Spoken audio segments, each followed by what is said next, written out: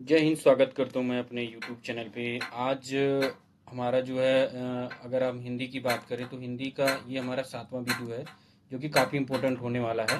तो आप लोग वीडियो पे बने रहिए और देखते रहिए हमारे चैनल को। अगर आप लोग हमारे चैनल पे नए हैं तो चैनल को सब्सक्राइब कर लीजिए। वीडियो अच्छी लगती है तो उसको लाइक भी कीजिएगा ताकि आपको इन्फॉर्मेशन वाली वीडियो आपको मिलती रहे। ठीक है। तो देखिए, कल भी मैंने एक हिंदी का वीडियो आपको लोगों को अपलोड किया था। आप लोगों ने आई होप कि देखा भी होगा।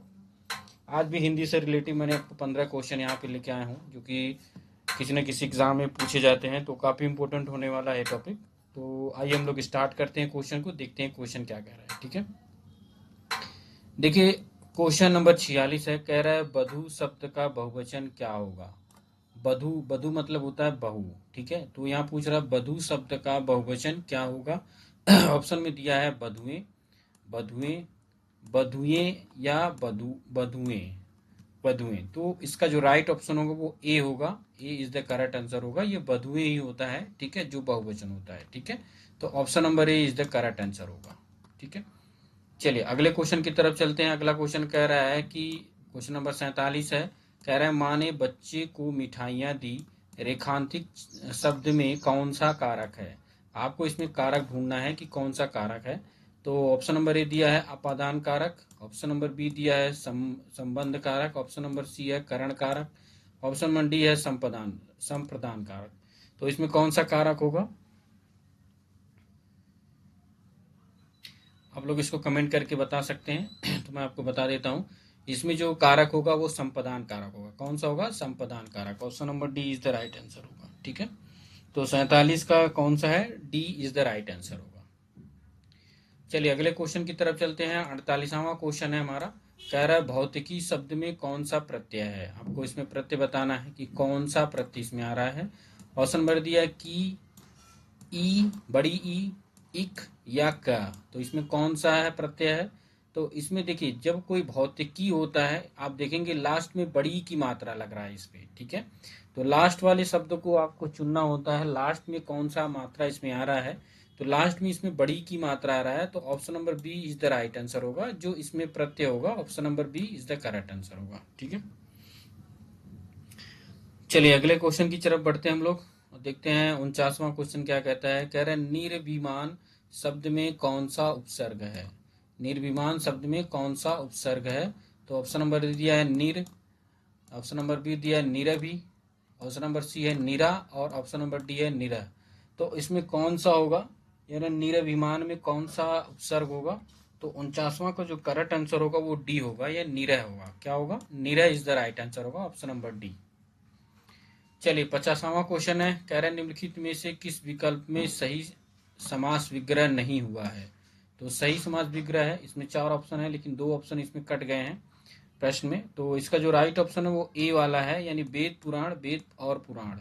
तो इसका जो सही विग्रहण हुआ है ये वाला नहीं हुआ है। तो option number A is the right answer होगा। आप सभी छात्रों को मैं बता देता हूं कि देखिए 23 अगस्त जो है आपका एग्ज़ाम होने वाला है यूपी पुलिस का, जो कि सभी बच्चों से उम्मीद है कि वो अच्छे नंबर करेंगे। और मेरे यूट्यूब चैनल पे हमारा नंबर है, व्हाट्सएप नंबर है, आप उस नंबर पे अपने क्वेश्चन पेपर भी जो है डाल सकते हैं ताकि मैं उसका एनालिसिस करके आप सभी को बता सकूं। ठीक है। तो हमारा जो व्हाट्सएप नंबर है आप सभी को पता है 9818025580। तो ये मेरा व्हाट्सएप नंबर है और आप इस पे जो है जानकारी ले सकते हैं। किसी भी तरह का कोई क्वेश्चन है, कुछ भी जानकारी है तो आप पूछ सकते हैं और हम हर एक पेपर का जो है एनालिसिस करेंगे ताकि आपको जो भी अगली शिफ्ट में जो बच्चे एग्जाम देंगे उनको प्रॉब्लम ना हो। ठीक है। चलिए 51वां क्वेश्चन है, 51 क्वेश्चन है, करें निम्नलिखित में से निश्चयवाचक सर्वनाम है। निश्चयवाचक सर्वनाम कौन सा है, कौन, यह, कौन, कुछ, ऑप्शन नंबर सी दिया है यह या क्या। तो देखिए निश्चयवाचक सर्वनाम क्या होता है, किसी के साथ जोड़ा हुआ जो एकदम बिल्कुल निश्चय दृढ़ता के साथ जुड़ जाए। ठीक है। तो उसको हम क्या कहते हैं, उसको हम निश्चयवाचक सर्वनाम कहते हैं। तो जैसे ये उदाहरण के तौर पे हम ले सकते हैं, यहाँ पे यह हो गया, वह हो गया, और ये जो होते हैं ये निश्चयवाचक सर्वनाम होते हैं। तो option number C is the right answer होगा। ठीक है, C is the correct answer होगा। चलिए 52वां क्वेश्चन है, कह रहा है कवीश्वर का संधि विच्छेद क्या है। कवीश्वर का संधि विच्छेद क्या है। ऑप्शन में दिया है कवि प्लस ईश्वर, कवि प्लस ईश्वर, कवि प्लस अस्वर या कवीश्वर। ठीक है, तो देखिए कवि प्लस ईश्वर, तो यहाँ पे जो संधि विच्छेद होगा ये option number B is the correct answer होगा, कवि प्लस ईश्वर होगा। ठीक है, तो option number B is the right answer होगा। चलिए अगले क्वेश्चन की तरफ बढ़ते हैं हम लोग। 53वां क्वेश्चन है। 53 क्वेश्चन आप सब लोग देख रहे हैं, स्क्रीन पे दिख रहा होगा आपके। देखिए कह रहा है कि क्या कोई तारे गिन सकता है, फिर यहाँ पे दिया है क्वेश्चन मार्क। ठीक है, मतलब आपको ये चिन्ह बताना है, वाक्य में किस चिन्ह का प्रयोग हुआ है। तो आप सभी को पता है कि इस तरह का जब कोई मार्क होता है उसको हम क्या कहते हैं, क्वेश्चन मार्क, यानी प्रश्नवाचक शब्द सूचक इसको हम कहते हैं। तो यहाँ पे देखिए ऑप्शन नंबर दे दिया है अर्धविराम चिन्ह। अर्धविराम आपको क्या होता है, अर्धविराम आपका कॉमा हम बोलते हैं जिसको, इस तरह से लगता है। ठीक है, निर्देशक चिन्ह। ठीक है, कोष्टक, कोष्टक आप सभी को पता है कि 4 तरह से कोष्टक होते हैं, बड़ा कोष्टक, मझला कोष्टक आपको बताया गया होगा। और प्रश्नवाचक चिन्ह, तो option number D is the right answer होगा, प्रश्नवाचक चिन्ह है आपका ये, तो option number D is the right answer हो जाएगा यहाँ पे। चलिए अगले क्वेश्चन की तरफ बढ़ते हैं। 54 क्वेश्चन है, कह रहा है ईमानदार शब्द में कौन सा विशेषण है। विशेषण आप सभी को पता है कि विशेषण किसी शब्द की विशेषता को प्रकट करता है और ईमानदार किसी व्यक्ति का गुण को प्रकट करता है। यहाँ पे संख्या नहीं बताना है, यहाँ पे जो विशेषण है आपका ये गुण बता रहा है, किसी व्यक्ति का गुण है ईमानदारी। तो ईमानदार शब्द में कौन सा विशेषण है, ऑप्शन नंबर ए दिया है संख्यावाचक विशेषण, ऑप्शन नंबर बी दिया है सर्वनामिक विशेषण, ऑप्शन नंबर सी गुणवाचक विशेषण, ऑप्शन नंबर डी है परिणामवाचक विशेषण। तो इसका जो राइट ऑप्शन होगा वो सी होगा, यानी गुणवाचक विशेषण इज द करेक्ट आंसर होगा। ठीक है, चलिए अगला क्वेश्चन है। 55 क्वेश्चन है, कह रहे निम्न में से सकारात्मक क्रिया का उदाहरण कौन सा है। सकारात्मक क्रिया का उदाहरण पूछ रहा है, सकारात्मक क्रिया का उदाहरण कौन सा होगा। ए वाला दिया है राम मंदिर अयोध्या में बना, बी वाला दिया है रमेश ने खिलौने खरीदे, सी वाला दिया है वह छत पर है, और डी दिया है हाथी सो रहा था। तो देखिए सकारात्मक क्रिया का मतलब होता है कि कोई कार्य जो है किसी को प्रेरणा देता हो या किसी को वचन देता हो, उसी को हम क्या कहते हैं, सकारात्मक क्रिया। तो option number A is the right answer होगा कि राम मंदिर अयोध्या में बना इज द करेक्ट आंसर होगा। ठीक है, 56वां क्वेश्चन है, कह रहे गाय मीठा दूध देती है, यह वाक्य किस काल का है। गाय मीठा दूध देती है, यह वाक्य किस काल का है।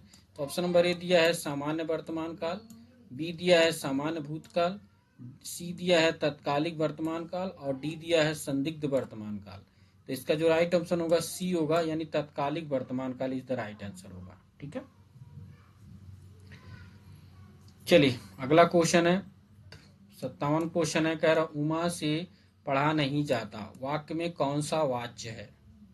उमा से पढ़ा नहीं जाता, वाक्य में कौन सा वाच्य बह रहा है। कह रहा है कर्मवाच्य, कृत्यवाच्य, भाववाच्य या इनमें से कोई नहीं। तो एक चीज अगर आप इस वाक्य को पढ़ेंगे तो आपको ऐसा लगेगा कि इसमें किसी चीज की भाव को प्रकट कर रहा है, यानी उमा से पढ़ा नहीं जाता, या तो वो कमजोर है या किसी कारणवश वो पढ़ नहीं सकती है, तो इसमें भाव को प्रकट कर रहा है। तो option number C is the right answer होगा, भाववाच्य, यानी इसमें जो वाच्य होगा वो भाववाच्य होगा। ठीक है, 58 क्वेश्चन है, कह रहा कान पर जू न रेंगना मुहावरे का अर्थ निम्नलिखित में से कौन सा है। कान पर जू न रेंगना मुहावरे का अर्थ कौन सा है। तो ए वाला दिया है बहुत दुख होना, बी वाला हिम्मत टूट जाना, सी वाला कुछ असर न होना, और डी दिया है बदनाम करना। तो option number C is the right answer होगा, यानी कुछ असर न पड़ना। कान पर जू न रेंगना, बहुत लोग कहते हैं कि इसके कान पे तो कोई जू ही नहीं रेंगता, मतलब कुछ असर नहीं पड़ता है। तो option number C is the right answer होगा। अब 59 क्वेश्चन है, कह रहा है आकर्षण का विलोम शब्द क्या है। आकर्षण मतलब होता है किसी चीज को अपनी तरफ आकर्षित करना। तो ऑप्शन दिया है दुराकर्षण, विकर्षण, अनाकर्षण या पराकर्षण। तो देखिए आकर्षण का जो होगा पराकर्षण होगा, क्या होगा, इसका जो राइट ऑप्शन होगा वो डी होगा, D is the right answer होगा। चलिए अब हम लोग देखते हैं 60वां और अंतिम क्वेश्चन, जो कि 15 क्वेश्चन का अंतिम क्वेश्चन है कि सब और विपत्ति का होना इस अर्थ के लिए सही लोकोक्ति में से कौन सा सही है। कह रहा आगे कुआं पीछे खाई, ऊंट के मुंह में जीरा, एक अनार 100 बीमार, या एक तो करेला दूसरे नीम चढ़ा।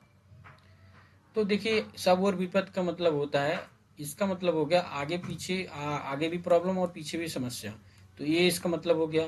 ठीक है, ऊँट के मुंह में जीरे का मतलब हो गया कि किसी व्यक्ति को बहुत ज़्यादा चाहिए लेकिन उसको बहुत थोड़ा मिला है, तो ऊँट के मुंह में जीरा हो गया। एक अनार 100 बीमार, ये मतलब एक चीज़ है और उसको खरीदने वाले बहुत लोग हैं, तो एक अनार 100 बीमार हो गया। लेकिन यहाँ पे जो आपका बैठेगा वो इस लोकोक्ति का बिल्कुल सटीक बैठेगा कि एक तो करेला दूसरे नीम चढ़ा, तो option number D is the right answer होगा इस क्वेश्चन का। ठीक है, तो ये सभी आप लोगों ने देखा, ये हमने 15 क्वेश्चन पे चर्चा किया, हिंदी के काफ़ी इंपॉर्टेंट क्वेश्चन थे और ये आगामी एग्जाम में ज़रूर पूछे जाएंगे। तो आप लोग हमारे चैनल पे बने रहिए, हमारे चैनल को सब्सक्राइब कीजिए, लाइक कीजिए, शेयर कीजिए अपने दोस्तों के साथ। जय हिंद, जय भारत। मैं अगली वीडियो में आपको जो है रीजनिंग के कुछ और कुछ जीके के क्वेश्चनों को लेकर आऊँगा, तो आप लोग चैनल पे बने रहिए, तभी आपको वीडियो बनती रहेगी। ठीक है, तो जय हिंद, जय भारत, जय हिंद।